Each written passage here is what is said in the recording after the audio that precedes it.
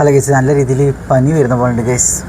നല്ല രീതിയിൽ പനി വരണം. ഞാൻ മൊത്തം മേലൊക്കെ കുളിര് വരുന്നല്ലോ.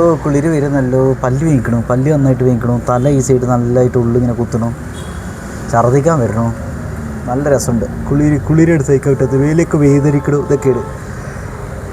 അപ്പോൾ ഞാൻ പറഞ്ഞത്, നമ്മൾ അങ്ങനെ പനിയൊക്കെ വരിക എന്നുള്ളൊരവസ്ഥയിൽ നിൽക്കുമ്പോൾ നമ്മൾ ഈ ചുക്ക് കാപ്പി ഉണ്ടല്ലോ, ചുക്ക് കാപ്പി ഉണ്ടാക്കിയിട്ട് ചൂടോട് കൂടി കുടിക്കുക ഗൈസ്. ചുക്ക്, ഇഞ്ചി സംഭവങ്ങളൊക്കെ ഉണ്ടല്ലോ, അങ്ങനെ ചുക്ക് കാപ്പി.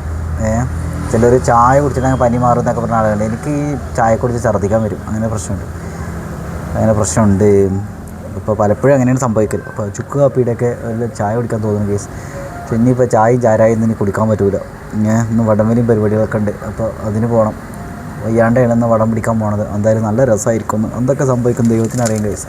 ഞാനൊരു ഗുളിക ഇട്ടിട്ടുണ്ട്, നമ്മൾ വെയിറ്റ് കുറയ്ക്കാൻ വേണ്ടിയിട്ട്. മൂത്രപ്പുകളുടെ ഗുളിക കഴിക്കൂലേ, അത്. എന്തായാലും ഇന്നിപ്പോൾ വെയിലൊന്നും ഇവിടെ ഉണ്ടാറില്ല. അപ്പോൾ ടാർപ്പായുടെ ഉള്ളിലൊക്കെയാണ് സാധാരണ നമ്മൾ റെയിൻകോട്ടിട്ട് വെയിലത്ത് കൂടെ ഇങ്ങനെ നടക്കും. അപ്പോൾ എന്താ വെച്ചാൽ കുറേ വെള്ളം, ജലാംശം അങ്ങനെ പോകും.